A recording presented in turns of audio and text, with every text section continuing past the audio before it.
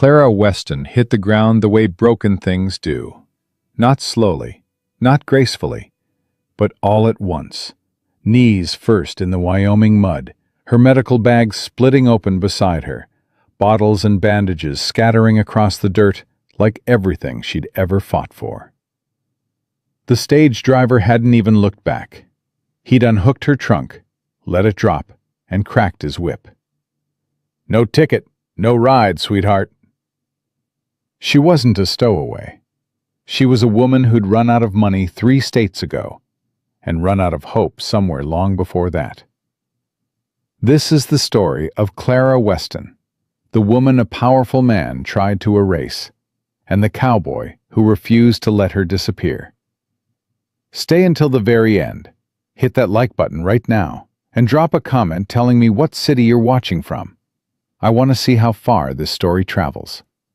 And if you haven't subscribed yet, do it now. You don't want to miss a single word of what happens next.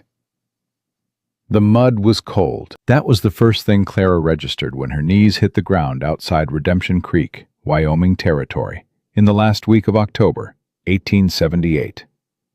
Not the humiliation, not the pain, not the fact that every single passenger on that stage had watched the driver throw her belongings into the road without a single word of objection.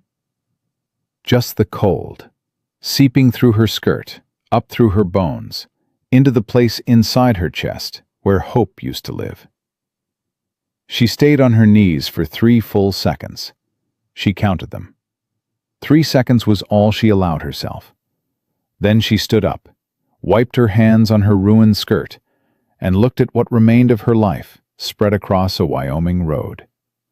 One medical bag, split at the seam, its contents half buried in mud. A trunk, latched but cracked at one corner from the drop. A reticule containing $11.40, the last of what she'd carried out of Boston 4 months ago when she'd thrown everything she owned into a carpet bag and run like the devil himself was behind her. He wasn't the devil. He was worse. He was a respectable man. "You got somewhere to be, miss?" the stage driver called down from his perch without looking at her. "Because I got a schedule." "You have a schedule," Clara said clearly, "and I have a broken bag and $11. I think we both know who's worse off."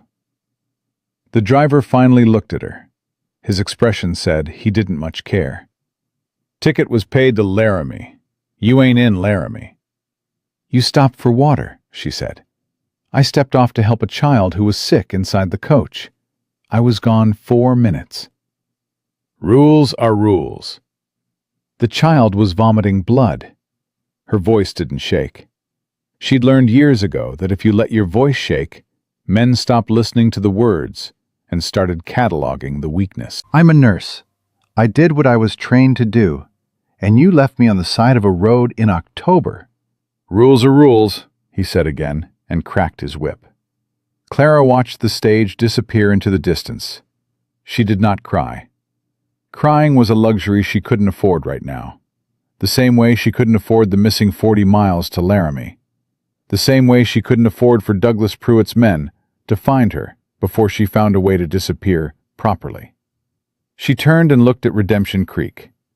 It was smaller than she'd expected. Maybe 30 buildings strung along a main street that was more mud than road after the recent rains. A general store, a land office, a church with a crooked steeple, a saloon with light already burning in the windows at 3 in the afternoon. The kind of town that forgot strangers as fast as it noticed them, which under normal circumstances would have been exactly what she needed. These weren't normal circumstances. Clara picked up her medical bag, tucked what she could back inside, and tried to knot the split seam closed with trembling fingers. One bottle of laudanum had broken. She could smell it soaking into the mud. 3 months of careful bartering, 3 months of trading nursing work for supplies in every small town between Boston and Wyoming, and now she was standing in the street she'd never heard of, with a broken bag and the kind of exhaustion that lived in your bones and didn't leave just because you slept. She dragged her trunk off the road. That's the Calloway property line you're standing on." The voice came from behind her. Clara spun around, her hand moving automatically toward the small knife she kept tucked inside her boot, before she caught herself. A man sat on a gray horse at the edge of the road. He hadn't ridden up. He'd simply appeared, the way men did out here, materializing out of the landscape like the land itself had grown them. He was watching her with a kind of careful attention that wasn't threatening, and wasn't entirely comfortable either. Just steady. Like a man who'd learned to assess situations fast, and didn't waste energy on anything that wasn't necessary. He was somewhere north of 30, lean through the shoulders in the way working men got, with a jaw that hadn't seen a razor in a week, and eyes the color of old whiskey. There was a scar along his left wrist that disappeared under his sleeve, visible where he'd pushed it back to rest his forearm on the saddle horn. He wore the kind of clothes that had been good once, a long time ago. "Apologies," Clara said, stepping sideways without quite knowing why. "I didn't realize." Wasn't a complaint. His voice was flat and quiet, the kind of quiet that came from spending more time alone than with people. Just information. He looked at her bag, then at her trunk, then at the stagecoach tracks already fading in the mud. He didn't say anything for a moment. Clara had learned that men out here often communicated more in silence than in speech, and she'd learned to wait it out rather than fill the gap with nervous words. "Stage leave you?" he asked finally. "I stepped off to help a sick child. Driver didn't wait." Something moved through his expression. Not sympathy exactly. Recognition, maybe. "You a doctor?" "Nurse." She straightened her spine without thinking about it. "Trained at Boston General. 4 years." He looked at her for another long moment. "Redemption Creek doesn't have a doctor," he said. "Hasn't had one in 2 years. Not since Doc Halverson died." "I'm sorry to hear that." "Are you?" It wasn't quite a question. "Yes," Clara said, and meant it.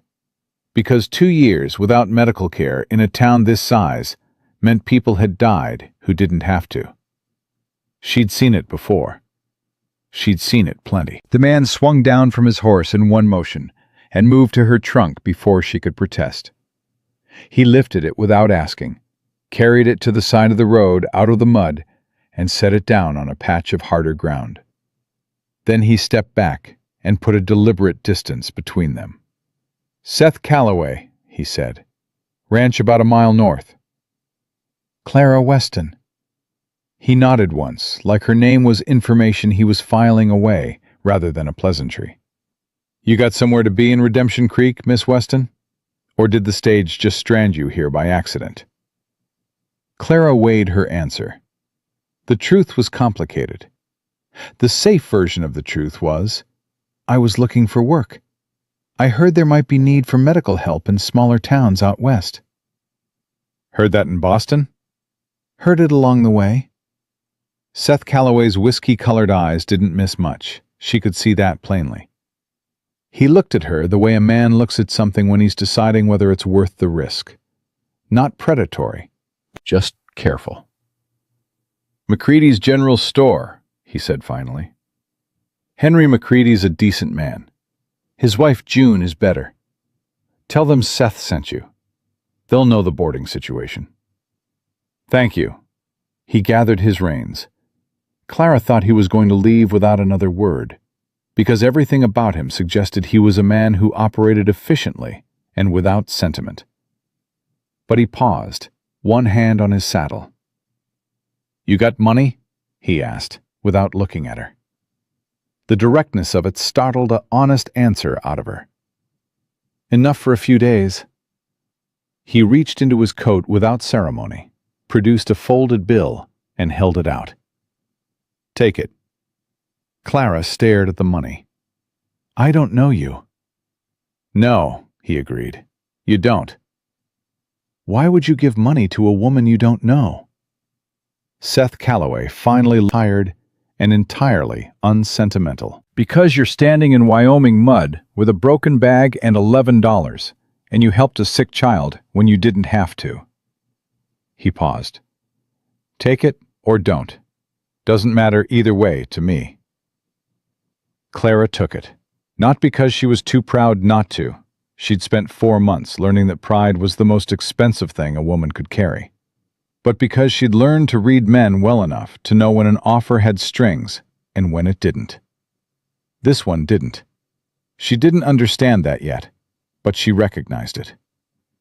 I'll repay you, she said. Don't need you to. I'm going to anyway. Something shifted in his expression. Not quite a smile, more like the memory of one. He mounted his horse and rode north without looking back. Clara picked up her medical bag and walked toward the general store. She heard about Seth Calloway within the first 15 minutes of being in Redemption Creek, which was how small towns worked.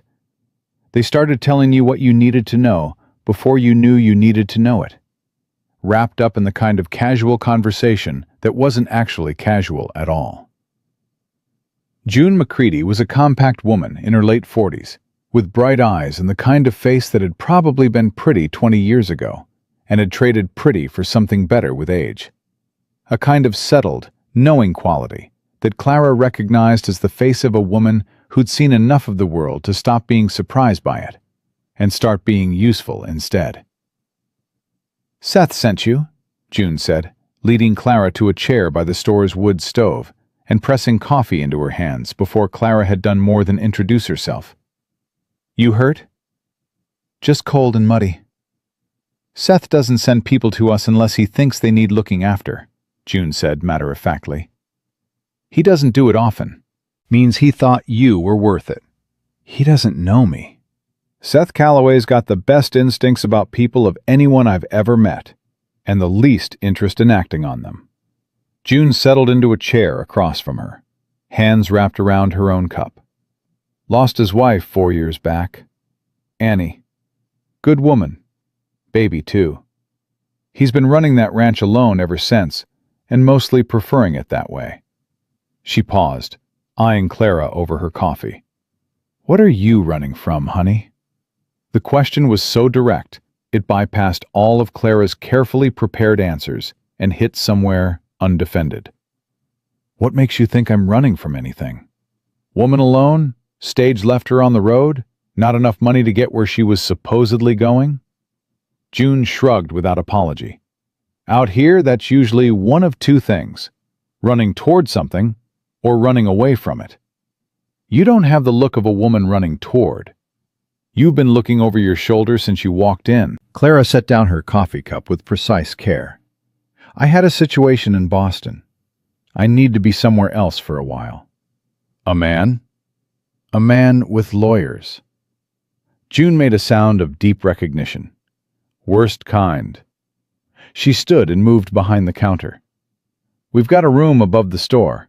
Nothing fancy, but clean and private. $2 a week. And if you're truly a nurse, I can tell you right now that Doc Halverson's old office has been sitting empty since he died, and the nearest actual medical help is 60 miles east. And last month, Pete Dawson's boy nearly died from a fever because nobody here knew what to do. Clara felt something shift in her chest. The thing she'd been carrying for 4 months. The constant calculation of how long she could keep moving. How long before Douglas Pruitt's men caught up? How long before the money ran completely out? Loosened just slightly, like a knot coming undone at one corner. Show me the office, she said. The trouble started at supper. Clara was eating at the long table in the McCready's back room when the door to the store opened and a woman walked in who entered a room the way certain women did, with the awareness that she was watched and the expectation that being watched was her right. Ruth Hargrove was somewhere in her mid-40s, handsome in a carefully maintained way, dressed with a kind of deliberate neatness that said money and the awareness of it. She had dark hair with one streak of silver at the temple that she wore like an accessory. and eyes that moved across a room doing inventory. Those eyes landed on Clara and stayed there. "June," Ruth said without moving her gaze. "Who is this?" "Clara Weston. She's a nurse."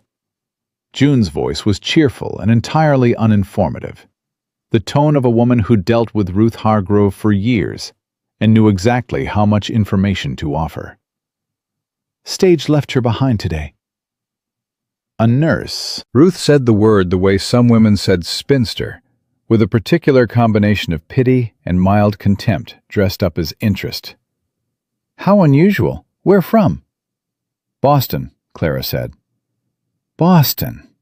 Ruth moved into the room, setting her basket on the counter. "Long way from home?" "Yes, ma'am." "Are you planning to stay in Redemption Creek?" "I'm considering it." Ruth Hargrove's smile was a specific kind of smile, the kind that happened in the mouth and not the eyes.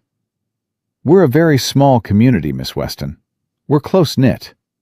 People here have known each other for years, in some cases decades. New arrivals sometimes find it difficult to find a footing." She paused. "Particularly women traveling alone." "Ruth," June said mildly. "I'm simply being honest." Ruth adjusted her gloves. "I noticed Seth Calloway speaking with you on the road this afternoon, Miss Weston. I want you to understand that Seth is—" She chose her word with the care of a woman who'd been choosing words carefully for 40 years.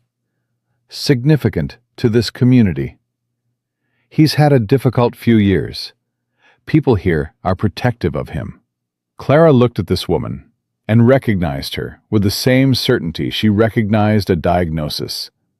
The slightly too much pressure in the voice. The warning delivered inside the wrapper of concern.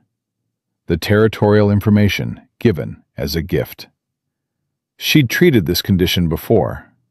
It didn't require medicine. "That's kind of you to mention," Clara said. "I'll keep it in mind." Ruth studied her for one more moment, then turned to June with a list of supplies and a conversation that excluded Clara as efficiently as a closed door.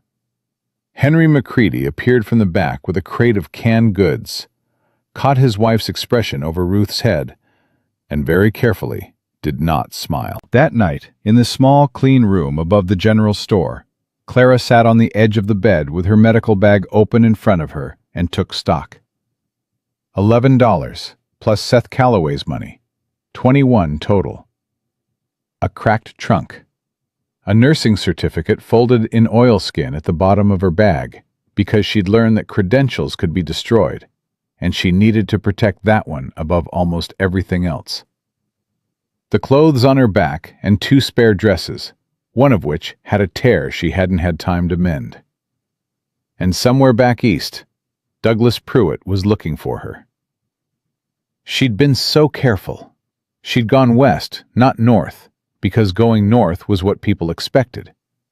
She'd paid for passage in cash at every stop, used different names at different stages, until she'd run low enough on money that she couldn't afford the strategy anymore. She'd avoided the telegraph offices because she knew Douglas had people watching them. But men with enough money were patient. That was the thing people like Clara forgot when they were running. That the powerful ones didn't need to be fast. They just needed to be persistent. She refolded the nursing certificate, pressed it back into the oilskin, and made herself think clearly about the situation in front of her. Redemption Creek had no doctor. It had a woman named Ruth Hargrove who'd staked a claim on the nearest available man without apparently consulting the man in question. It had a general store run by 2 people who seemed genuinely decent in a world where that was rare enough to matter. It had Doc Halverson's empty office. And it was 60 miles from the nearest stage stop Douglas's men would likely check first. She needed 3 months, maybe 4. Long enough to build enough local goodwill that if Pruitt's man arrived asking questions, someone might think twice before pointing him directly at her. Long enough to save enough money to get somewhere more permanent, and more remote. Long enough to figure out what fighting back actually looked like for a woman with $11 and no powerful family to stand behind her. Clara closed her medical bag. She would be useful. She would be quiet. She would not think about Seth Calloway's whiskey-colored eyes, or the way he'd held out money without asking for anything, or the old grief she'd recognized behind his expression, because she knew what it looked like when someone was carrying something they decided not to put down. She put out the lamp and lay in the dark. 3 towns back, she'd helped a woman deliver a baby in the back of a wagon during a thunderstorm. 2 towns before that, she'd sat with a man dying of a chest wound and held his hand and talked to him about his children until there was no point in talking anymore. 1 town before Boston, she'd refused to marry Harrison Pruitt and watched his expression change from charming to something she didn't have a word for, something that made her understand that the choice she was making would cost her everything. She'd made it anyway. She was still making it. Sleep came slow and uneasy, and somewhere in the dark hours of early morning, she heard hoofbeats on the road outside, moving fast, coming from the east. She was at the window before she was fully awake, her heart hammering, one hand on the knife in her boot. But the rider kept going. Just someone moving through in the night, heading west toward whatever waited for them out there. Clara unclenched her hand from the knife handle and sat back on the edge of the bed and breathed. She was here. She was safe. For tonight.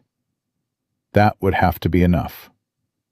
The next morning came cold and iron gray, the kind of October morning in Wyoming that made no promises about warmth. Clara was dressed and downstairs before June had the store open, and she had coffee in her hands and a question ready before June could speak. "Who do I talk to about Doc Halverson's office?" June looked at her over the rim of her own cup, with the expression of someone whose assessment had just been confirmed. "Town council," she said. "Thomas Aldridge runs it. He'll be at the land office by 8. She paused. "And Seth Calloway donated the building to the town when Doc died.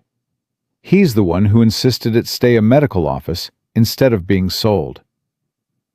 Clara set down her cup with careful steadiness. "Then I'll need to speak with him, too." "Probably will," June agreed. She was quiet for a moment. "He won't make it easy." "Why not?" "Because Seth Calloway hasn't let himself need anything from anyone in 4 years," June said, with the tired precision of a woman who'd watched this from close range for a long time. "And a nurse moving into that building is the beginning of something he's going to tell himself he wants no part of." Clara thought about the man on the gray horse, the deliberate distance he'd maintained, the money offered without sentiment, the single, almost smile that had crossed his face before he'd ridden away. "I'm not asking him to need anything," she said. "I'm asking to do my job." June refilled her coffee. "Honey," she said, "in a town this size, those 2 things are going to turn out to be the same." Outside, Redemption Creek was waking up. Boot heels on the boardwalk. Someone hammering at the smithy. A child's voice cutting through the gray morning with a particular carrying quality of children's voices in cold air. Clara Weston picked up her medical bag, squared her shoulders, and walked out into it.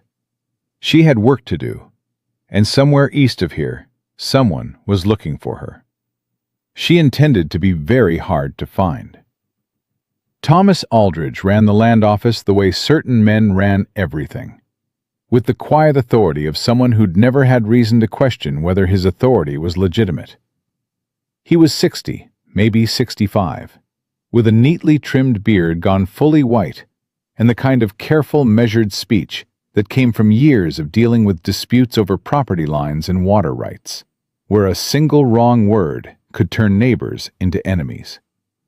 He listened to Clara's proposal with his hands folded on his desk and his expression giving nothing away. "You want to use Doc Halverson's office," he said when she finished. "I want to practice nursing out of it, yes. In exchange for reasonable rent, or in exchange for my services being available to town residents at reduced cost, Whichever the council prefers. you have credentials. I do. She produced the nursing certificate from its oilskin, without ceremony, and laid it on the desk. 4 years at Boston General. Signed by the Chief of Medicine, dated 3 years prior. Aldridge examined it with the same careful attention he probably gave to property deeds. Boston General, he said. Long way. Yes, sir. What brought you to Redemption Creek specifically? Clara had prepared for this question. The answer she prepared was partial truth, which was the safest kind. I've been moving west for several months. I stopped here because the stage left me behind. And because June McCready told me you haven't had medical coverage since Doc Halverson died. 2 years, Aldridge said. Lost 3 people last winter who might have made it with proper care. Something moved through his expression. Old grief, old guilt. The nearest doctor is in Casper. That's a 1.5-day ride in good weather. I know what 2 years without medical care costs a town this size, Clara said quietly. I've seen it elsewhere. Aldridge leaned back in his chair. The building's not mine to offer. Seth Calloway donated it to the town with the stipulation that it remain a medical facility. Technically, his name is still on the deed as a condition of the donation. Any arrangement regarding that space requires his agreement. Of course it did. Clara kept her expression neutral. Can you facilitate an introduction? I can tell you where to find him, Aldridge said. Whether he talks to you is his business. He paused. Seth's a fair man, Miss Weston. He's not unreasonable. He's just... He searched for the word with the care of someone who respected the subject. Private. I understand private, Clara said. Aldridge looked at her for a moment with the assessing quality that reminded her of Seth himself, that particular Western habit of reading a person rather than just hearing their words. Whatever he found seemed to satisfy something. He wrote an address on a slip of paper and slid it across the desk. He'll be in town this afternoon, he said. Picks up supplies on Thursdays. You can catch him at McCready's around 2. She caught him at 1:30 because she'd been watching the street from the store window, and she saw his gray horse before he'd even tied it to the post. Seth Calloway moved through Redemption Creek the way a man moved through a place he'd lived his whole life, not looking around because he already knew where everything was, acknowledging people with nods that were warmer than they appeared, carrying a quality of self-containment so complete it was almost visible. He was checking a list against the supplies Henry was pulling from the shelves when Clara came through the door. He looked up, registered her presence, and looked back at his list with the expression of a man who'd expected this and wasn't sure how he felt about being right. Miss Weston, he said. Mr. Calloway. She didn't apologize for finding him. Thomas Aldridge tells me the medical office requires your agreement. I'd like to discuss an arrangement. Henry McCready became very busy with a crate of dry goods at the far end of the counter. Seth set down his list. He turned to face her with his full attention, which was the kind of attention that was difficult to hold, not because it was threatening, but because it was entirely without performance. He wasn't pretending to listen. He was actually doing it, and that was somehow harder to stand under than hostility. You want to practice out of Halverson's office, he said. Yes. How long are you planning to stay in Redemption Creek? I don't know yet. Partial truth again. Long enough to be useful. Long enough to establish whether this is a place I can build something. Build what? The directness stopped her for just a second. A practice. A life. She paused. The kind of thing you build when you've been moving for a while and you need to stop. Seth was quiet for a moment. His eyes moved to her hands, the nursing calluses, the practical short nails, the faint chemical stain on her right index finger from the laudanum that had soaked through the broken bag. Reading her the same way Aldridge had. More specifically. "You know how to set a bone?" he asked. "Yes." "Deliver a baby?" "More than I can count." "Chest wounds, fever, frostbite?" "All of them." He looked at her face for another moment. "The office needs cleaning. Hasn't been opened in 6 months. Equipment needs to be inventoried. Half of it's probably unusable." He said this not as an obstacle, but as information, the way he'd said everything. "Here is the situation. What do you do with it?" "I've worked in worse conditions," Clara said. Something shifted in his expression. Not the almost smile from yesterday. Something more complicated. Why did you really come west, Miss Weston? The question landed with the precision of someone who'd already decided she was worth asking directly. Clara held his gaze and gave him the most honest version of the truth she was willing to give a stranger. "I made an enemy of a powerful man. I needed distance and time." "What kind of powerful?" "The kind with lawyers and patience." Seth was quiet for long enough that Henry dropped something at the other end of the counter, and neither of them looked. "Is he dangerous?" Seth asked finally. "To my freedom," Clara said. "Not to my safety. Not physically." She believed this. She had to believe this, or the fear became unmanageable. An unmanageable fear was something she couldn't afford. "He wants to control what I do and where I go. Running was my answer to that." "And Redemption Creek is where you ran out of road." "Redemption Creek is where I ran out of stage fare," she said, and something wry moved through her voice against her will. Seth Calloway almost smiled again. It moved through his expression and was gone before it fully arrived. He looked down at his supply list, then back at her. "The office is yours to use. No rent for the first 2 months. Consider it the town's investment in having medical coverage again. After that, we'll settle on a fair arrangement based on what you're actually providing." Clara let out a breath she'd been holding without realizing it. "Thank you." "Don't thank me yet," he said, and picked up his list. "The stove in that building hasn't been lit since April. It's going to take a full day to clean the flue properly, or you'll smoke yourself out." He paused. "I'll send my ranch hand, Coop, over tomorrow morning to check it." "That's not necessary."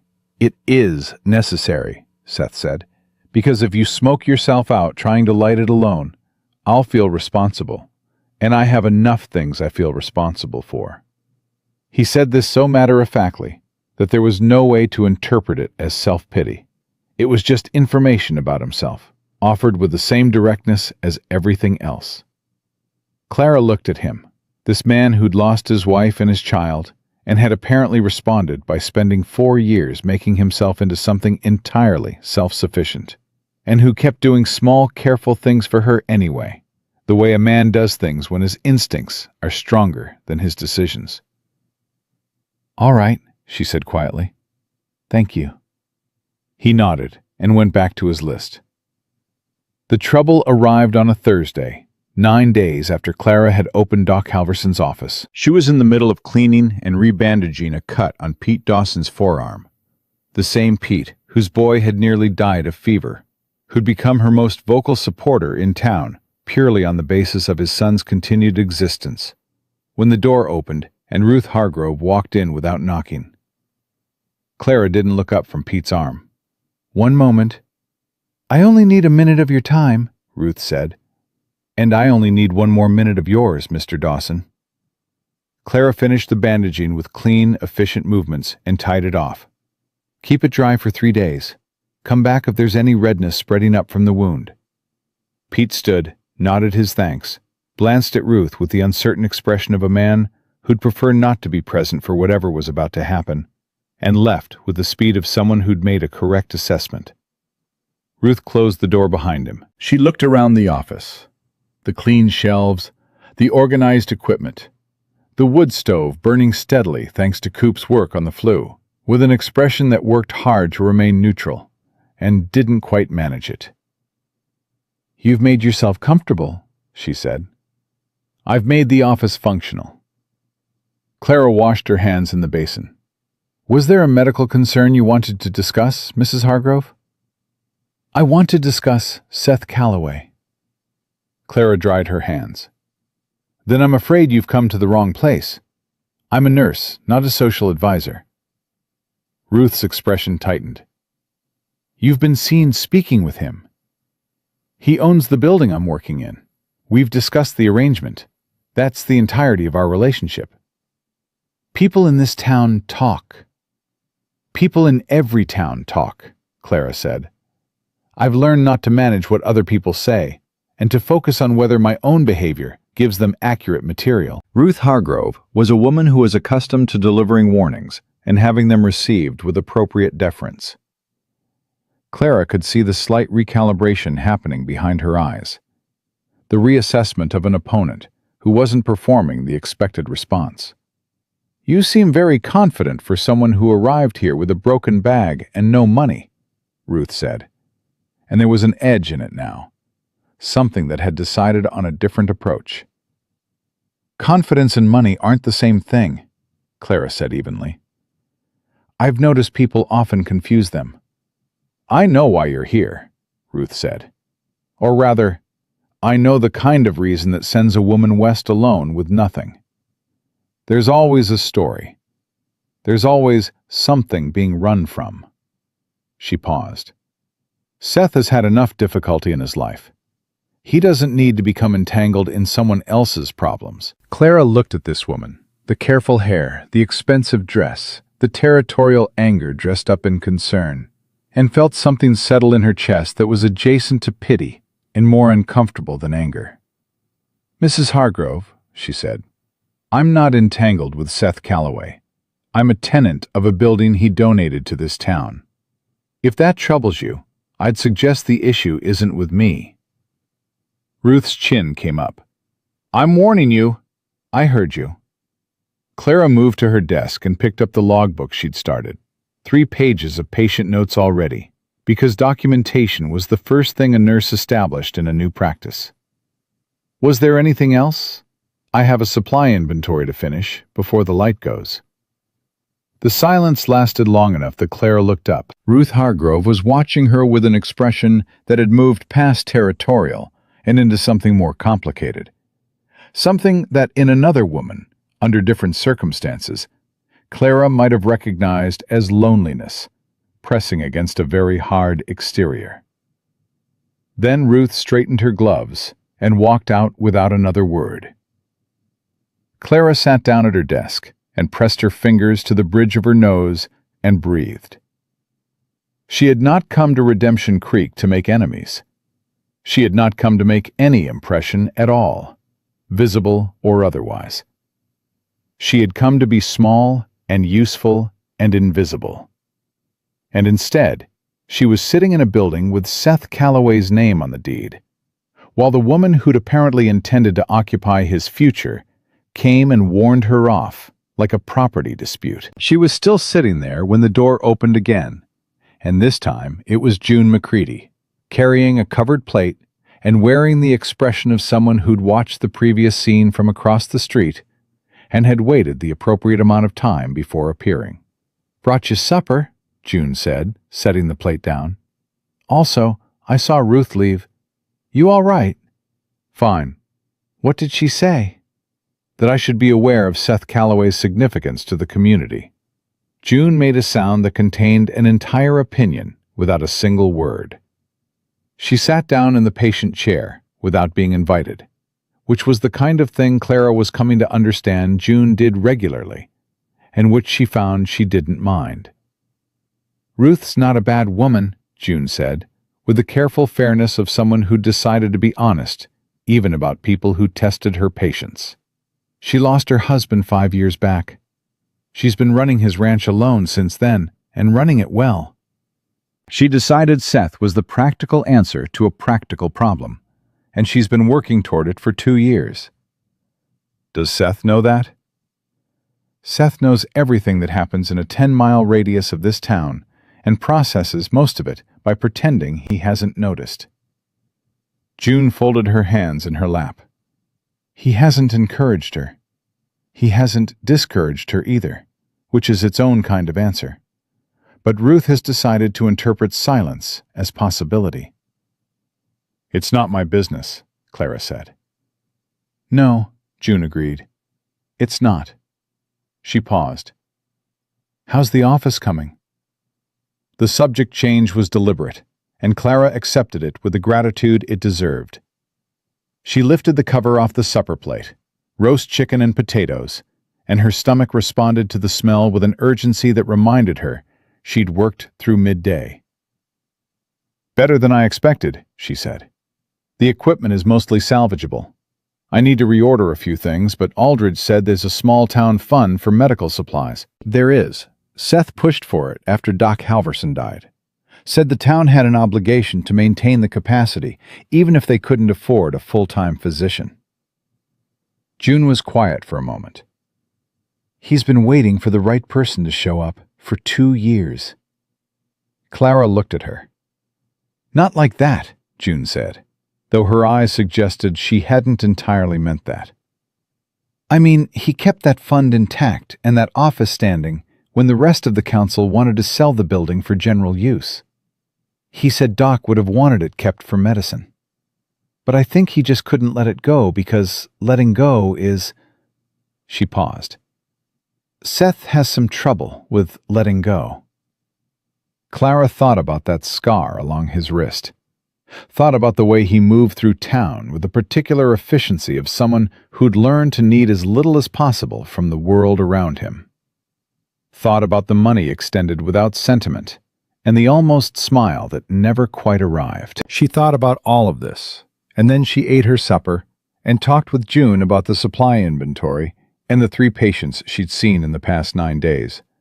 And the boy Tommy Reed's mother had mentioned, 12 years old, a persistent cough since summer that hadn't resolved the way it should. She was not going to think about Seth Calloway. She was here to work and to hide and to gather enough stability to figure out what fighting Harrison Pruitt's brother actually looked like for a woman with $11 and a nursing certificate. That was the whole of her situation and the whole of her plan, and she was going to keep it that way. She believed this completely. Right up until the moment, the following morning, when Coop arrived at her office door at a dead run, his hat gone, his face the color of chalk, and said, "Miss Weston, Seth's hurt. You need to come now." She was through the door with her medical bag before he finished the sentence. The Calloway Ranch was a mile north of town, but Coop covered it at a pace that made it feel like less, his horse throwing up clods of frozen earth, Clara riding behind him with her medical bag pressed against her side, and her mind already running through the list of things that could send a ranch hand sprinting into town without his hat. "What happened?" she asked, over the wind. "Fence post gave way on the north pasture. He was driving it when the sledge glanced off." Coop's voice was tight with the controlled fear of a young man trying not to show how badly he was scared.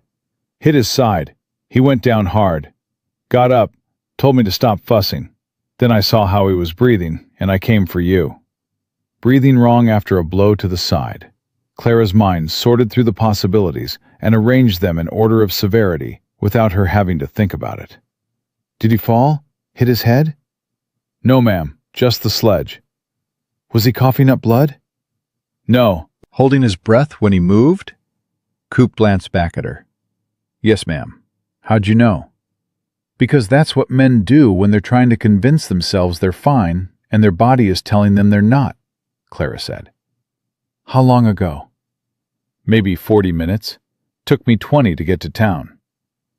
20 minutes. She calculated that against the possibilities and decided she had time, probably, if her assessment from a distance was right. Cracked ribs rather than broken, and nothing punctured. She wouldn't know until she had her hands on him. Seth was in the barn when they arrived.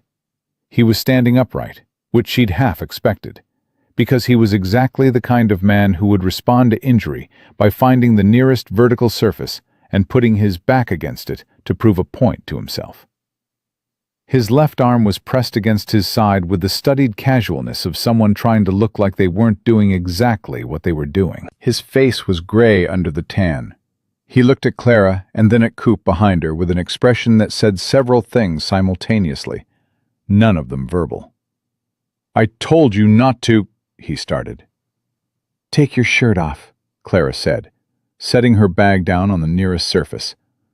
Seth stopped. "I need to feel along your ribcage to assess what's damaged," she said, in exactly the tone she'd used at Boston General when dealing with patients who believed that refusing medical care was a form of strength. "You can do this the easy way, or you can do it the way where I tell you I've handled men twice your size and considerably more stubborn. But either way it's happening. So save us both the time." Coop made a very small sound near the door and then apparently discovered an urgent reason to check on something outside. Seth looked at her for a long moment. His jaw was tight and his breathing was shallow. Controlled, she noted, deliberately controlled, which meant the pain was significant enough to require management. "It's ribs," he said. "I know what cracked ribs feel like." "Have you had them before?" A pause. "Once." "Then you know they can crack clean or they can splinter. And the difference matters because one of them can puncture a lung if you keep working on it." She held his gaze. "So, shirt." Something moved through his expression. Not the almost smile. Something closer to resignation. The particular kind that came from being out-reasoned by someone who wasn't going to back down. He reached for his shirt buttons with his right hand, slowly, and she watched the way his left arm stayed pressed to his side, and the way his breathing altered when he shifted his weight. And by the time he'd gotten the shirt open, she already had a preliminary picture of what she was dealing with. He was built the way ranch work built men, lean and functional, without anything extra. There was a bruise already darkening along his left side, deep red moving toward purple, covering the lower 3 ribs in a pattern that told her exactly where the sledge had connected. There was the older scar she'd seen at his wrist, and 2 others she hadn't, one across his collarbone, one lower below his ribs on the right side, long-heeled and white. She filed those away without comment. A patient's history of injury was information, not conversation. "Breathe in," she said, and placed her hands along his ribcage with the careful, practiced pressure of someone who'd done this enough times that her fingers knew what they were feeling for before her mind fully articulated it. She felt him tense under her hands and then deliberately relax, which took effort, and she recognized that effort for what it was. A man making a decision to trust the process even when every instinct said otherwise. "Again," she said. "Deeper." He breathed. She felt along the line of each rib, methodical, pressing at specific intervals, watching his face for the involuntary response that couldn't be controlled even by a man who'd gotten very good at controlling his responses. The 3rd rib showed it, a sharp inward pull of breath, eyelids tightening, jaw locking down. "There," she said. "There," he agreed, through his teeth. "2 cracked, possibly 3. I won't know the 3rd for certain without more swelling to tell me where it's tender."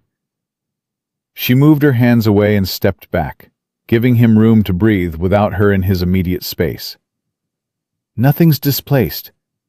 Nothing's near the lung. You're going to hurt considerably for the next 3 to 4 weeks, and you're going to do it without sledgehammers and heavy lifting, or you're going to turn cracked into broken. I have a ranch to run." "I know." "Coop can't manage the north pasture alone." "I know," Clara said again. "I'm not telling you to stop working. I'm telling you what the work will cost you if you do it wrong." She opened her bag and produced the length of bandaging cloth she'd had the foresight to grab on her way out. "I'm going to wrap your ribs. It won't fix anything, but it'll remind your body where the edges are and reduce the movement that causes the worst of it. And you're going to take this. She held out a small paper packet. Tonight, before you sleep. It'll help. He looked at the packet without taking it. What is it? Willow bark powder, not laudanum. I can see you were about to ask that. The corner of his mouth moved, barely. Was I? Men who run ranches alone for 4 years generally don't want anything that clouds their thinking, Clara said. And men who've been responsible for everything around them for long enough tend to be uncomfortable with anything that makes them less in control. She paused. I don't give laudanum unless it's genuinely necessary. Willow bark will take the edge off the pain enough to let you sleep. That's all. He took the packet. He didn't say anything, but he took it, which she was learning was as close as Seth Calloway got to expressing that he'd heard something and found it accurate. She began wrapping his ribs with the efficiency of long practice, working close, her hands steady, and the silence between them was not the silence of two strangers. It was the kind of silence that accumulated from shared information, from the particular intimacy of one person's hands on another person's body, for a purpose that was entirely clinical, and somehow not entirely clinical at the same time. Clara was aware of this the way you were aware of weather changing, not alarmed by it, just noting it as a fact about the atmosphere. You've done this before, Seth said. Wrapped ribs? Hundreds of times. No. He was quiet for a moment. Been the person who's calm when everyone else isn't. Clara kept her hands moving. It's trained, she said. The calm. It doesn't mean the fear isn't there. It just means you've learned that the fear isn't useful in the moment. She paused. You do the same thing. What makes you say that? The way you were standing when I walked in, she said. You'd already assessed the damage, decided it wasn't immediately life-threatening, and put your back against the wall so nobody could see your face straight on. That's not instinct. That's practiced. The silence was different after that. She tied off the bandaging and stepped back and found him watching her, with an expression she hadn't seen on him before. Not the assessment, not the almost smile, not the careful neutrality. Something more open than any of those, and more uncertain, like a door that had been closed long enough to swell in the frame and was surprised to find itself moving. You don't miss much, he said. Nurses can't afford to. He reached for his shirt. She turned to her bag to give him privacy, not because it was necessary, but because some gestures mattered, even when they weren't strictly required. And she could hear from the quality of his movement and his breathing that he was managing the pain rather than being managed by it, which meant the wrapping was already helping. Why did Halverson's predecessor leave? She asked, not because it was relevant to the medical situation, but because the question had been sitting in her mind since June had told her 2 years without coverage, and this was the first time she'd had Seth Calloway alone with a reason to talk. Didn't leave, Seth said. Died. June said Doc Halverson died. He was the second one. His voice was level. Dr. Emmett Crane came out in 73. Good doctor. Young. Stayed 2 years, then got offered a position in Denver with a real hospital and a real salary, and he took it. Town was without for 6 months before Halverson came. He paused. Halverson stayed 12 years, delivered half the children in this county. When he died, the council wanted to sell the building and just... His voice carried a flatness on the next words that told her more than the words themselves. Except that we were the kind of place doctors didn't stay. But you kept it. I kept the building. He said it like it was a minor decision, like it wasn't a man who'd lost the people he loved most, deciding that at least one thing in this town would be preserved for life, rather than surrendered to practicality. Clara closed her bag. They stay when there's something worth staying for, she said. Doctors, nurses, anybody. It's not about the money, or not only about it. It's about whether the place makes room for you. She looked at him. Redemption Creek has made room. Seth held her gaze for a moment. Then he looked away, toward the barn door and the gray October light coming through it. And there was something in his profile that was very old and very tired and very carefully not exposed. And Clara recognized it because she'd seen it in the mirror on bad mornings. That particular exhaustion that came not from the body, but from the long work of holding everything together alone. She picked up her bag. Rest tonight. I mean that. Not an hour sitting up with the accounts, not 2 hours planning next week's work. Actual rest. The ribs will tell you clearly enough if you push them before they're ready. Yes, ma'am, Seth said. And there was something wry in it that was the closest thing to humor she'd heard from him. And she was at the barn door before she registered that it had made her smile on the inside, which was a thing she noted and chose not to examine. The cold outside was sharp and immediate after the warmth of the barn. She pulled her coat closer and was calculating the walk back to town when Coop materialized from the fence line, where he'd apparently found several things requiring urgent examination. He all right? Coop asked. He will be if he rests, Clara said, which means someone who works for him needs to make sure the worst of the physical work is managed without him for the next 2 weeks. Coop's expression combined relief with the particular weighted look of a young man who understood exactly what she was implying. He's not going to like that. No, Clara agreed. He's not. Do it anyway. She was halfway back to town when she heard the horse behind her. Not Coop. The gait was different. A single rider, moving from the direction of the eastern road, the road that came in from Casper. She stepped to the side out of habit, out of the reflex that 4 months of running had drilled into her, and watched the rider pass. He was a man she didn't recognize. 30s, well-dressed for the road, with the kind of horse that cost money, and the kind of luggage that suggested he wasn't just passing through. He glanced at her as he passed, the brief, impersonal glance of a traveler assessing a stranger on a road, and rode on toward Redemption Creek. Clara stood still and watched him go. She told herself she was being irrational. Men came through small towns constantly, traveling west, moving between cattle towns and mine operations and land offices. A well-dressed man on a good horse meant nothing. Douglas Pruitt had men who were paid to find her, yes, but she'd been careful. She'd been so careful. She walked back to town. She was still telling herself it was nothing when she saw him again an hour later through the window of Doc Halverson's office, tying his horse in front of McCready's general store, with the ease of a man who'd been told exactly where to go.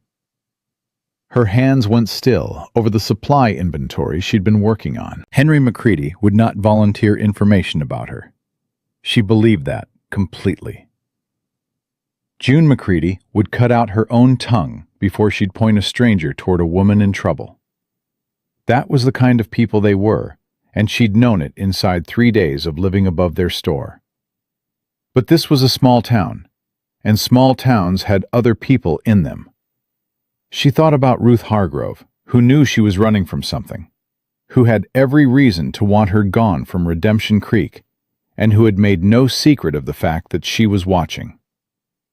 She thought about Thomas Aldridge, who was fair and careful and would not deliberately betray her, but who might answer a direct question from a convincing stranger without understanding what he was doing. She thought about the fact that Douglas Pruitt had been looking for her for 4 months and was good at his job, and that she'd been in Redemption Creek for 9 days, and that 9 days was long enough to develop a visible existence in a town this size, which was precisely what she'd needed to do to get the office, and precisely what now made her findable. Clara set down her pen. She looked at her hands, steady on the desk, and made herself breathe through the spike of cold fear that had moved from her sternum to her throat. She had 2 options. She could run tonight, take what she could carry, and catch the westbound stage that came through on Fridays, and put another 100 miles between herself and whoever that man was, and less time, and the knowledge that she was running from a shadow she couldn't see clearly enough to fight. Or she could stay, and she could find out who he was before he found out where she was. She stood up, put her coat on, and walked across the street to McCready's. The man was at the counter when she walked in, speaking to Henry in the easy tone of someone who'd long ago learned how to be pleasant to strangers because it got results. Henry's expression was the practiced neutral of a man who was doing the same thing, being pleasant back, giving nothing, buying time. Clara moved to the dry goods shelf as if she had a purpose there, which she did, because standing near shelves gave you a reason to be in a room. She kept her back at an angle that let her hear without turning. "Passing through," the man was saying. "Heading west eventually. Thought I'd stop a few days, rest the horse." A pause. "Heard there might be some medical service available here now. I've had a cough the past week." Henry said something in his mild, unhurried way about a new nurse recently arrived. Clara's hands found the edge of the shelf. "Is that so?" the man said. "A nurse. What's her name?" The pause before Henry answered was not long enough to be noticeable, unless you were specifically listening for it. "Miss Weston," Henry said. "Clara Weston." Weston. The man's tone was entirely neutral.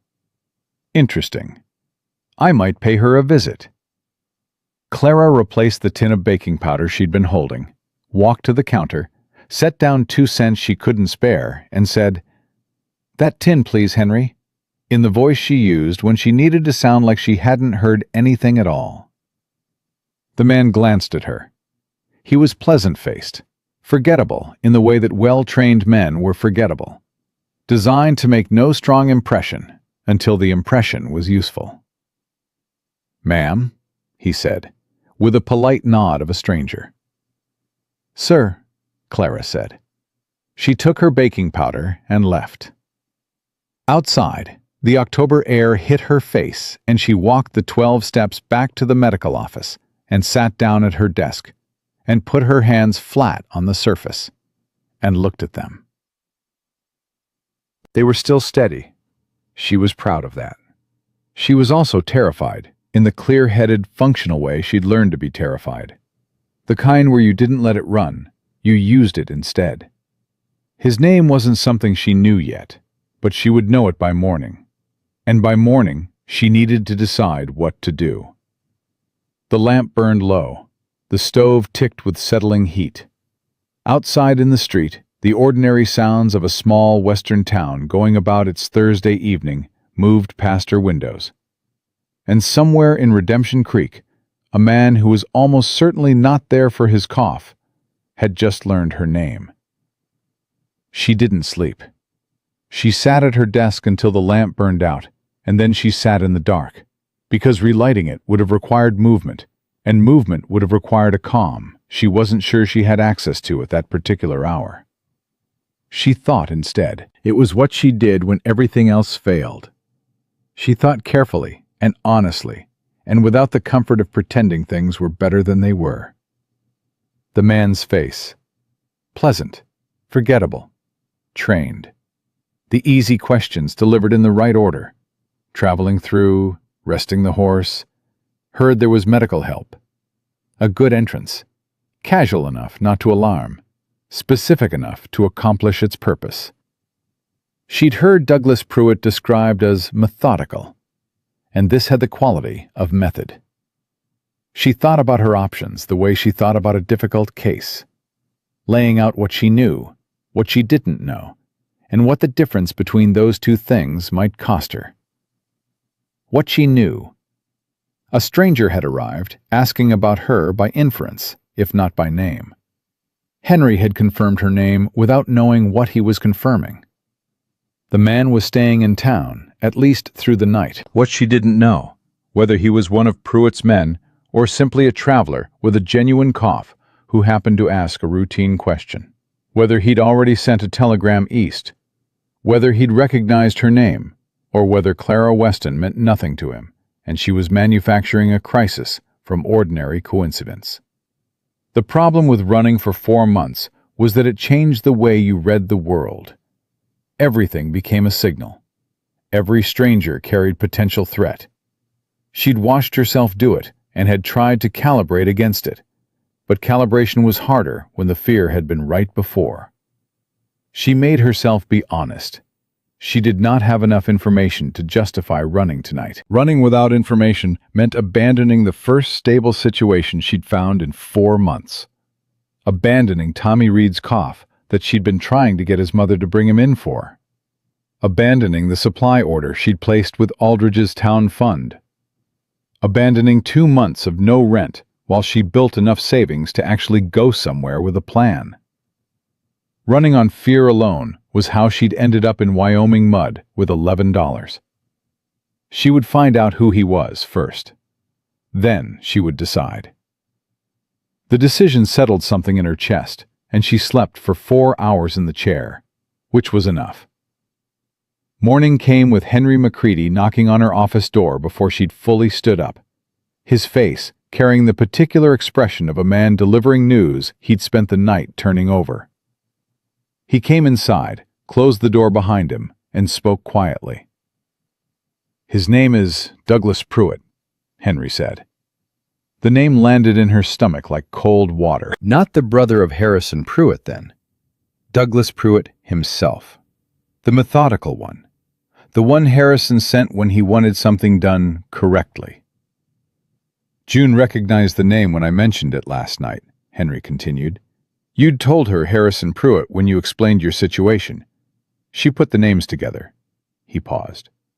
"He checked into Mrs. Albright's boarding house. He told her he was a land investor looking at properties in the territory." "He's not." "No," Henry agreed. "He's not." He looked at her with the steady, serious expression of a man who'd decided something. "June and I want you to know that whatever he asks us, the answer is that you're a nurse who arrived here 3 weeks ago, and we don't know anything about your past, and we've got no reason to speculate about it." Clara looked at this man she'd known for 9 days. "Henry, don't thank me," he said, with the same matter-of-fact quality Seth used when he said the same thing. And she understood suddenly that this was a quality of Redemption Creek itself, a directness about helping that refused the transaction of gratitude. "Just tell me what you need." "Information," she said. "Specifically, whether he's already sent a telegram east."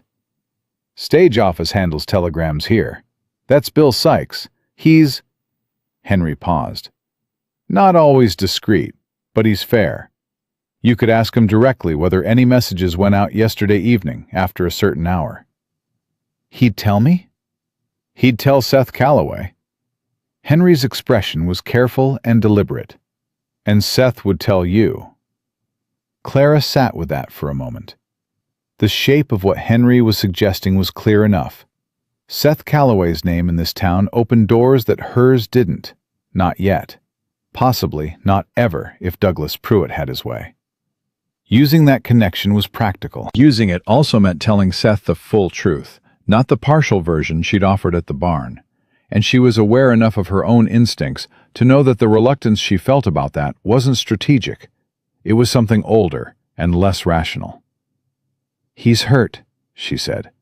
"I wrapped his ribs yesterday. He shouldn't be—" Seth Calloway rode through 3 days of a February blizzard to bring medicine to the Henderson family when their youngest had fever, Henry said, with the mild certainty of a man recounting a fact about the weather. "Cracked ribs won't keep him home if he decides he's needed somewhere." Clara stood, straightened her coat, and picked up her medical bag out of habit, even though this was not a medical call. "Where is he at this hour?" "North pasture this time of morning," Henry said. "Or the barn. Coop will know." She found Seth in the barn, and he was not resting, which she had expected, but he was at least not lifting anything heavier than a bridle, which she chose to accept as a partial victory. He looked at her when she came through the door and read something in her face before she'd said a word. "Tell me," he said. So she told him. All of it this time. Harrison Pruitt, the coercion, the contract she'd signed during 6 months of careful manipulation when she'd been alone and working 2 jobs, and Pruitt had presented himself as security and turned out to be its opposite. The nursing certificate Pruitt had paid for with strings attached. The property agreements she hadn't understood until she'd had a lawyer friend read them and watched the woman's face go carefully, professionally blank. The night she'd packed everything that mattered into a carpet bag and walked out. She told him about Douglas Pruitt, the brother. Methodical, where Harrison was charming. Effective, where Harrison was persuasive. She told him that Douglas had been looking for her since June and that she'd been staying ahead of it until last night. Seth listened without interruption. His expression didn't change in the dramatic ways expressions changed in stories. No visible anger, no shock, no performance of feeling. But she was learning to read him in the way you learn to read a landscape that didn't announce its features loudly. And what she saw was something that tightened incrementally, a tension that gathered in the set of his jaw and the stillness of his hands, which had stopped moving on the bridle and gone entirely quiet. When she finished, the silence lasted exactly long enough to mean something. "He hasn't found you legally," Seth said. "Not yet. If he'd already sent a telegram with your confirmed location, he'd have waited for instructions, rather than staying on at the boarding house." He was thinking aloud, she realized, in the same way he managed the ranch. Practical, sequential, no wasted motion. "He's here to verify first, make sure before he moves. That's my read too." "How long does verification take a man like that?" "A day, maybe 2. He'll ask around, look for anything that contradicts the story I've been using, and if he finds enough to be certain, he'll telegraph Harrison and wait for direction." She paused. "Or Douglas has enough authority to act independently. I don't know which." Seth set down the bridle. "Bill Sykes handles telegrams. I'll find out if anything went east last night." He moved toward the barn door and then stopped, turning back to her with a directness that caught her mid-breath. "Why didn't you tell me this yesterday?" The question was quiet and without accusation, which somehow made it harder to deflect. Clara met his eyes. "Because I don't know you well enough to trust you with something that could be used against me," she said honestly. "And because I've learned that telling men about your problems has a way of transferring ownership of the problems to them. And then you've traded one kind of control for another." Seth held her gaze for a long moment. "That's fair," he said. "I know it might have been smarter to tell you sooner." "Probably," he agreed. "But it was your call to make, not mine." He paused. "It still is. I'm not taking this over. I'm asking what you want me to do." Clara looked at him. This man who kept managing to say exactly the thing she hadn't known she needed to hear, always in the flattest, most unsentimental tone possible, as if the weight of the words had nothing to do with the manner of their delivery. "I want to know if that telegram went out," she said, "and I want to know what Douglas Pruitt does next. After that, I need to think." Seth nodded once and went to find Bill Sykes. He returned 40 minutes later, while Clara was attempting to see patience with the focused concentration of a woman who is very deliberately not watching the street through the window. Tommy Reed's mother had finally brought the boy in, and Clara was listening to his chest with the careful attention it deserved, while managing the secondary task of keeping her own breathing even. She heard Seth's boots on the step and finished her examination of Tommy's lungs before she looked up. "No telegram last night," Seth said from the doorway, keeping his voice down with the automatic consideration of someone who understood she was working. Bill confirmed it. Pruitt went to the telegraph office but said he'd changed his mind and left without sending anything. Tommy Reed's mother looked between them with the wide eyes of a woman picking up atmosphere. Clara kept her expression professional and her voice steady. "Tommy needs rest, Mrs. Reed. The cough has settled into his chest more than I'd like. I'm going to give you a preparation for him to inhale with steam twice a day, and I want to see him again in 4 days. Can you do that?" Mrs. Reed could do that. She gathered her son and her coat and departed with the slightly hurried quality of a woman who sensed she'd walked into something and was being graceful about the exit. Clara closed the door and turned to Seth. He changed his mind, which means something made him uncertain. Seth came in properly and stood the way he stood everywhere, taking up exactly the space he needed and no more, his back straight, his breathing still careful around the ribs. He was managing the pain well, but she could see the cost of it in the slight rigidity of his posture. Something in what he found yesterday didn't match what he was expecting. Or he found exactly what he expected and decided he needed more, Clara said. Douglas is patient. He wouldn't move until he was certain. Then we give him something to be uncertain about. Seth's voice was level. You've been here 9 days. 9 days isn't much of a foundation, but it's enough for what I'm thinking. Clara waited. Pruitt's looking for a woman running alone, Seth said. A woman who arrived without connections, without history, without roots. That's who he told his brother he was tracking. If what he finds instead is a woman who's been practicing medicine here for weeks, who has the town's support, who has people who'll vouch for her, he paused. He has less certainty about what he's reporting back. He knows my name, Clara said. The name I've been using. If Harrison has any record of me using the name Weston in any of the towns between here and Boston. I know. Seth's jaw tightened. That's the harder part. But the legal situation first. Those contracts you mentioned, what exactly do they claim? That I accepted financial support from Harrison Pruitt in exchange for an agreement to marry. That leaving without honoring the agreement constitutes breach of contract. That I owe repayment of... She stopped. More than I could pay in 15 years of nursing. And the nursing certificate he paid for, is that in the contract? Yes, he holds it as leverage. She paused. Though the certificate is issued by Boston General, not by him.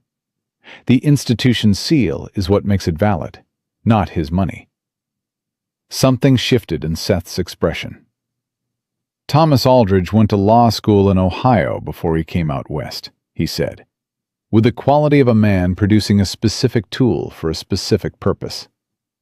He didn't practice long, decided land work suited him better. But he knows contracts, and he knows territorial law. He looked at her directly. Will you let me ask him to look at this situation? Not to take it over, just to tell us where you actually stand legally. Clara thought about the last time she trusted someone with this kind of vulnerability. She thought about the way that had ended, with more vulnerability and less protection. She thought about Henry McCready at her door before sunrise saying, "Don't thank me," and meaning it. She thought about June, who'd read her in 15 minutes and fed her supper and asked for nothing back. She thought about Seth Calloway on a gray horse at the edge of a road, holding out money with the casualness of someone performing an ordinary human act, not a transaction. Yes, she said. Ask him. Thomas Aldridge arrived at the medical office an hour later with the look of a man who'd been given enough information to take the situation seriously. He read the version of the contracts Clara reproduced from memory. She'd read them so many times she had them nearly word for word, with the focused quiet of someone trained to find the places where language did double work. Wyoming Territory, he said finally, does not recognize contracts that condition marriage on prior financial obligation. Specifically, there's territorial case law from 1873 establishing that agreements which convert courtship gifts or support into enforceable debt upon the dissolution of an engagement are void as against public policy. He looked at her over the papers. In plain terms, he can't collect from you here.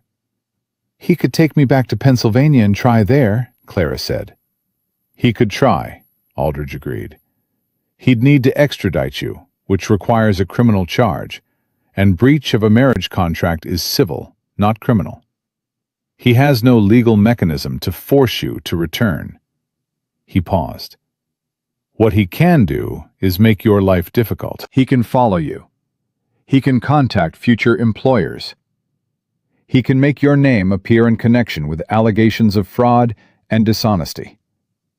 A man with money and a grievance, and no legal remedy, sometimes substitutes reputation damage for the legal victory he can't get.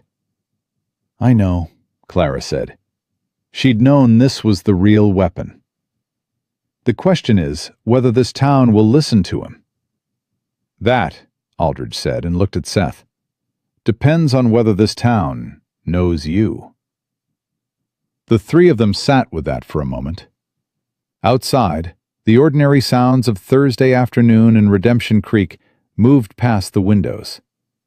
Boots on the boardwalk, someone calling across the street, the distant hammer of the smithy. A town going about its life, unaware that in this small room, a woman's future was being turned over like a piece of property to be assessed. Except it wasn't property. That was the thing she kept coming back to. Aldridge was laying out her options, not making her choices. Seth was sitting 3 feet away and had not once, in this entire conversation, suggested what she should do. They were giving her information. The decisions were hers. That was so foreign it still startled her every time she recognized it. I want to meet him, Clara said. Both men looked at her. Douglas Pruitt. She kept her voice steady. I want to meet him directly, before he finishes his assessment and acts. I want to know what he knows and what he intends. She looked at Aldridge. Can you be present for that meeting? Officially, as whatever your role here allows? Town Council Chairman, Aldridge said. Yes, that's legitimate standing. And I want it on record, Clara said. Whatever he says, whatever he claims, I want it documented. She turned to Seth. I know I'm asking a great deal. You're not asking me for anything, Seth said. I'm offering. There's a difference, she said. There is, he agreed. And you're the one who taught me to be clear about it. Something in his voice was different. Not warmer exactly, because Seth Calloway's voice was constitutionally incapable of warmth in the conventional sense, but more present, more unguarded. So I'm being clear. I want to be in that room. Clara nodded. She looked at Aldridge. Tomorrow morning, can you arrange it? I can send word to Pruitt this evening that the town council is aware of his inquiries and would like to discuss his business in Redemption Creek.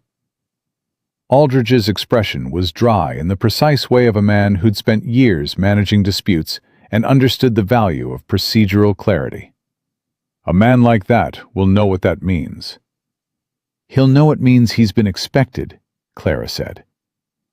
Yes, Aldridge gathered his papers, which is exactly the disadvantage we want him operating under. After Aldridge left, Clara sat alone for the first time since morning. Seth had gone, back to the ranch, she assumed, or to whatever practical necessity he was managing in spite of the ribs. And she was grateful for the quiet, because she needed to think without witnesses. She thought about Douglas Pruitt in Mrs. Albright's boarding house half a street away, constructing his assessment with the methodical patience of a man who'd been paid to be thorough. She thought about what he'd found so far. A nurse operating out of a donated medical office. Patients in and out. The town council chairman already acquainted with her. Seth Calloway's name attached to her building. She thought about what tomorrow's meeting meant. Not just legally, not just strategically. Something more fundamental. The end of running. Whatever happened tomorrow, she would no longer be in motion. She would be standing still in one place, visible, named, and known. And the thing she'd been running from would have to deal with her where she stood. She was terrified. She was also, in a way she hadn't felt in 4 months, entirely herself. The lamp burned steady on her desk. Outside the window, the light was going gold and long, the way October light did in Wyoming, slanting through everything at an angle that made the ordinary look significant. Clara opened her logbook and wrote the day's patient notes in her careful, precise hand. Tommy Reed. Peep Dawson. 2 follow-up visits from earlier in the week. Small entries, small lives, the accumulation of days doing the work she'd been trained to do. She was still writing when she heard boots on the step. Not Seth's measured tread, not Henry's lighter one. A different weight, a deliberate pace. Someone who wanted her to hear him coming. The door opened without a knock. Douglas Pruitt stood in the doorway of her medical office, his pleasant face arranging itself into an expression of concerned surprise that was neither pleasant nor surprised, and said, "Miss Hardy, I have been looking for you for a very long time." Clara set down her pen. She looked at him with the same steadiness she used on difficult cases, the calm that was trained, that lived above the fear rather than instead of it. "My name is Weston," she said, "and I think you'll find that looking is all you'll be doing in Redemption Creek." Douglas Pruitt stepped inside without being invited. That was the first thing, the casual assumption of entry, the way he moved through her doorway, as if the space had already been conceded to him. Clara recognized the technique, because Harrison had used it too. That particular brand of confidence that wasn't earned, but inherited. The confidence of men who had never opened a door and found it genuinely closed to them. "Miss Hardy," he said again, with the patient emphasis of a man correcting a child's mistake. "Miss Weston," Clara said again, with the identical patience of a woman who had made her decision and was not revisiting it. "Sit down, or don't. Either way, I'd like you to explain what business brings you to my office after hours, without an appointment." Something moved through Pruitt's expression. Recalibration. She recognized it. The slight adjustment of a man who'd expected a different opening and was deciding how to proceed. He sat. He had the good sense to understand that standing, while she remained seated, was a theater he couldn't win in her own space. "You know why I'm here," he said reasonably. He was very good at reasonably. "Harrison is concerned. You left without explanation, without discussion. He's been worried about you." "Harrison Pruitt is worried about $3,000 and a contract," Clara said. "You can tell him I know the difference." Pruitt's pleasant face held its arrangement with the effort of a man working at it. "You signed agreements, Miss Hardy. Legal agreements." Harrison extended considerable, "I know what I signed." Her voice was level. "I also know that I signed it in the presence of one person, without legal counsel, after 6 months of being told the documents were standard and routine. I know that nothing in my nursing training prepared me to understand that standard and routine meant surrendering my property, my earnings, and my freedom of movement to a man I had not yet married." She looked at him directly. "I know all of this, Mr. Pruitt. What I don't know is why you've spent 4 months in what I imagine is a considerable sum of Harrison's money chasing a woman who, by the terms of your own territorial law, owes him nothing." The silence that followed was the kind that happened when a man realized the conversation had gone somewhere he hadn't planned for it to go. Pruitt studied her with an assessment that was different from Seth's, or Aldridge's, or Henry's. Those were the assessments of people trying to understand her. This was the assessment of a person trying to find the gap, the soft place, the angle of entry. "You're very composed," he said finally, "for someone in your position." "What position is that?" "Alone, far from home, running a small medical practice in a town most people haven't heard of." He paused, and the pleasant face showed something underneath it now. Something flatter and more functional. Harrison can make things very difficult for you. Your certificate, the institution that issued it, values its relationship with Boston's medical community. A word in the right ear about a nurse who violated contractual obligations, who fled a legitimate engagement, who's been using a false name. Weston is not a false name, Clara said. It was my mother's name before she married. I have every legal right to use it. She kept her hands still on the desk. And I'd encourage you to think carefully before you contact Boston General with allegations you can't support in a Wyoming court. Because Thomas Aldridge, who is this town's council chairman and a trained lawyer, is prepared to document everything that happens in this conversation and everything you attempt in this territory. She paused. Including this visit. Pruitt went very still. You arrived without appointment, Clara continued. You addressed me by a name I don't use. You've made references to damaging my professional reputation. In Wyoming territory, that has a legal name. She tilted her head slightly. Mr. Aldridge could tell you what it's called. He's going to tell you, tomorrow morning at 9 o'clock, when he formally receives you as council chairman, which you are going to be informed of this evening by written notice. She let that land. So you've saved me the trouble of a messenger. The door opened. Seth Calloway stepped inside with the quiet efficiency of a man who had excellent timing and was not going to acknowledge that it was anything other than coincidental.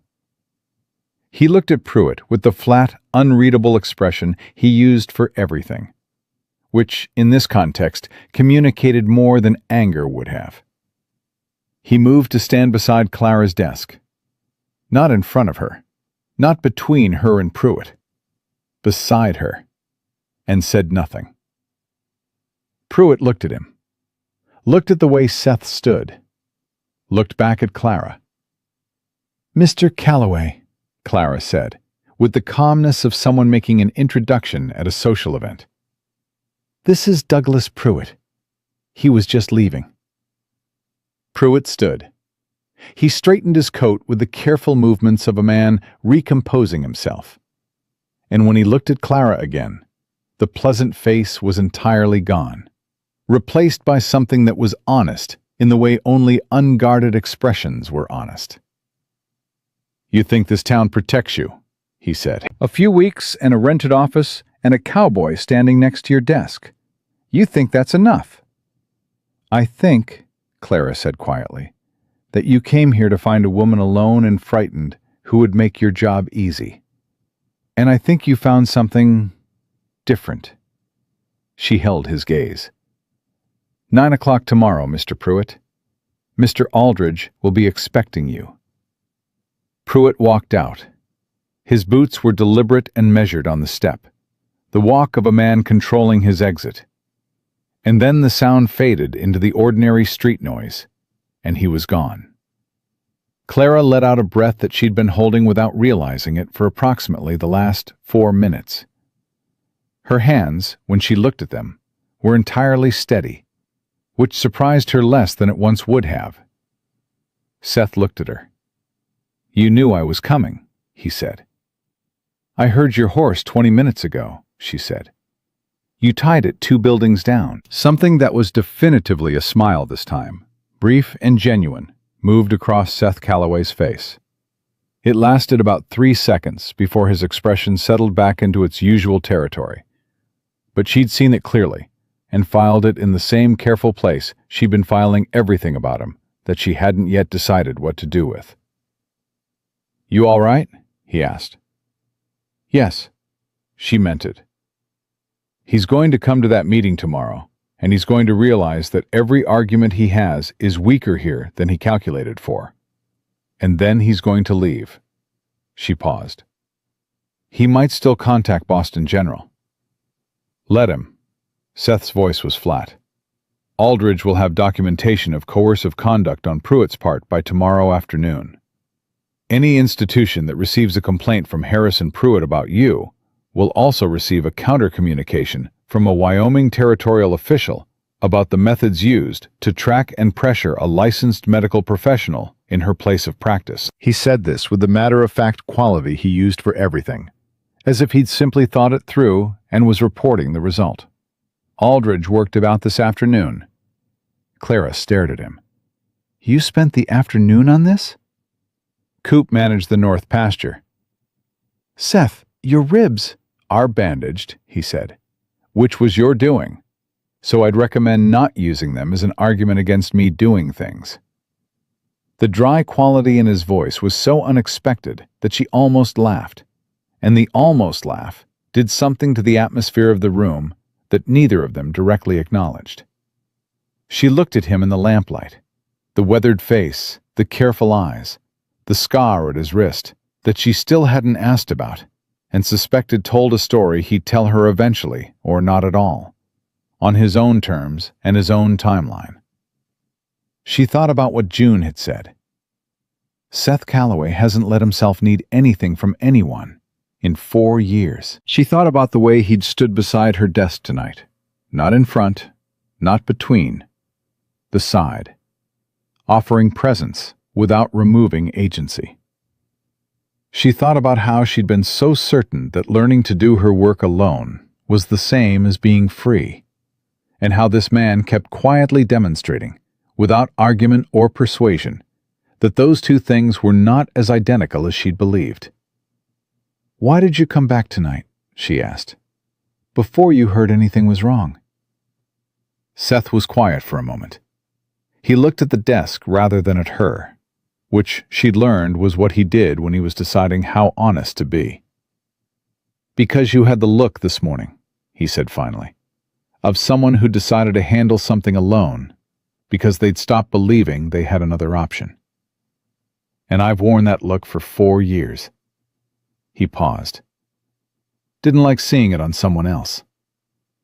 The words were so unadorned and so precisely accurate that Clara didn't have an answer for them. She sat with them instead, which felt more honest than any response she could have constructed.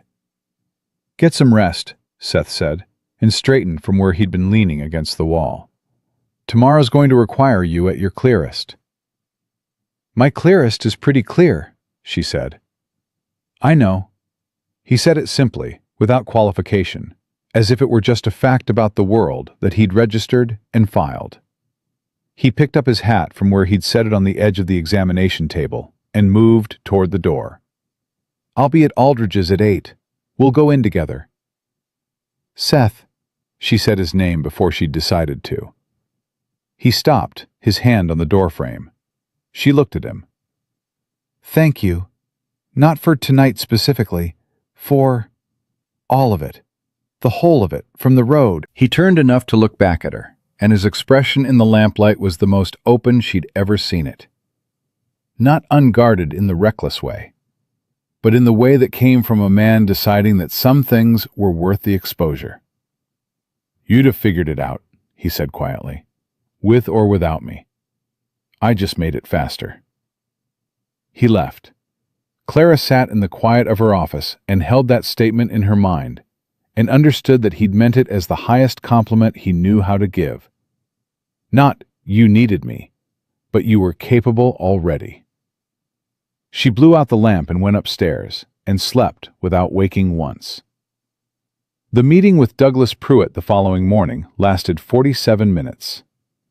Clara knew the duration because the clock on Aldridge's wall had a loud tick that marked each minute with the emphasis of something being counted.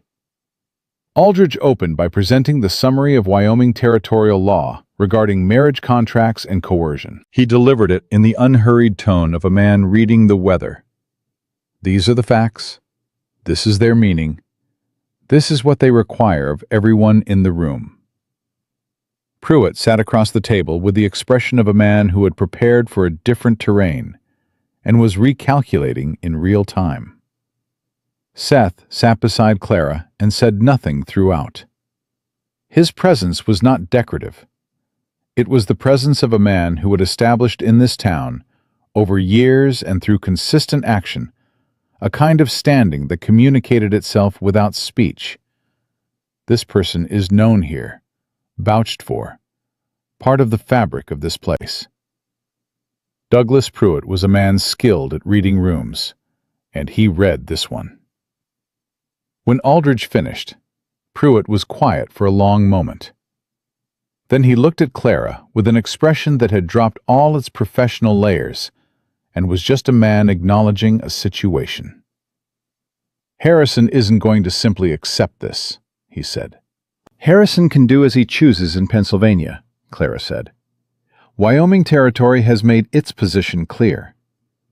The certificate is issued by Boston General and validated by my 4 years of training and the patients I've treated in this practice," Clara said. "If Harrison contacts the institution, Mr. Aldridge has prepared documentation of this meeting and of the conduct that preceded it.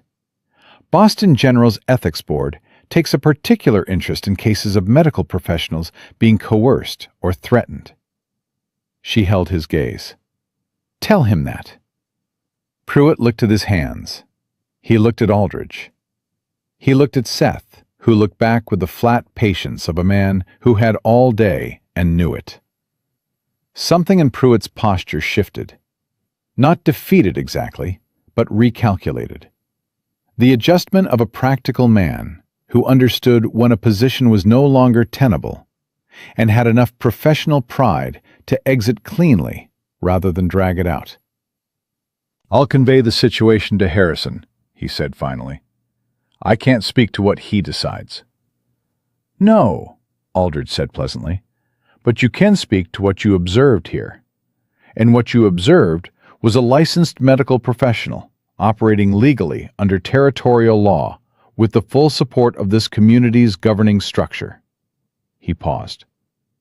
"I'd recommend conveying that part clearly." Pruitt left Redemption Creek on the afternoon stage. Clara stood outside the McCready store and watched the stage depart with the same stillness she'd used to watch it arrive.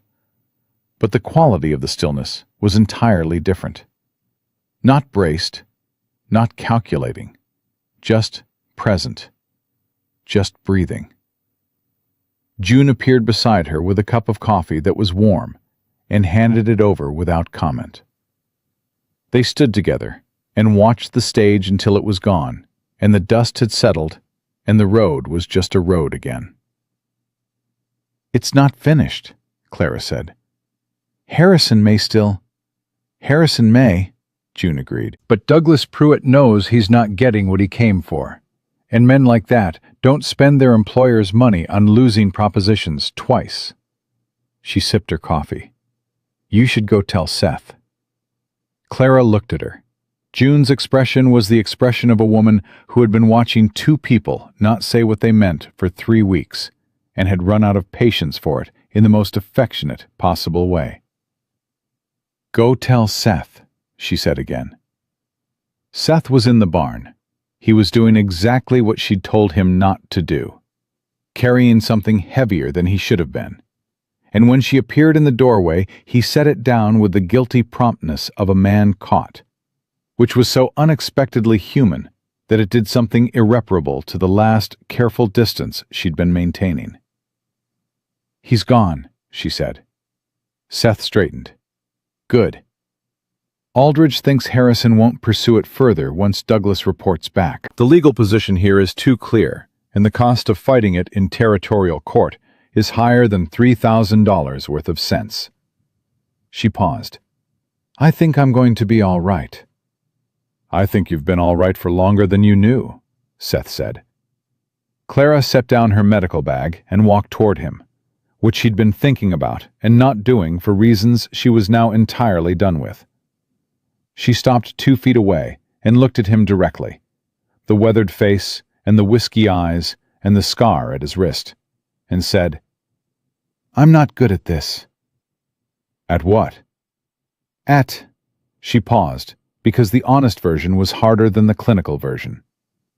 "At letting people matter to me, without waiting for the part where it turns into something I have to protect myself from." Seth held very still. "I know," he said. I'm not either. We're a problem, she said. Probably. The corner of his mouth moved. I've had worse problems. Clara reached out and took his hand. His right hand, not the one with the scar, though she thought about it, and held it the way you held something you weren't sure was real yet, with enough pressure to confirm it was. His fingers closed around hers with the careful deliberateness of a man making a considered decision. I'm staying in Redemption Creek, she said.